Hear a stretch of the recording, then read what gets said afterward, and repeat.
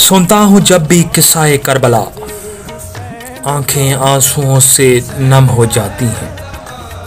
सुनता हूँ जब भी किस्सा-ए करबला, आंखें आंसुओं से नम हो जाती हैं। गम हुसैन जब भी याद आता है मुझे, मेरे अपने दर्दों की शिद्दत बहुत कम हो जाती है। जिक्र हुसैन जिंदाबाद। सुनता हूँ जब भी किस्सा-ए करबला, आंखें आंसुओं से नम हो जाती हैं। सुनता हूँ जब भी किस्सा-ए करबला, आंखें आंसुओं से नम हो जाती हैं।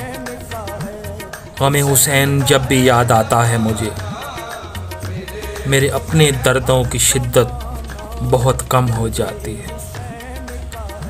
जिक्र हुसैन जिंदाबाद।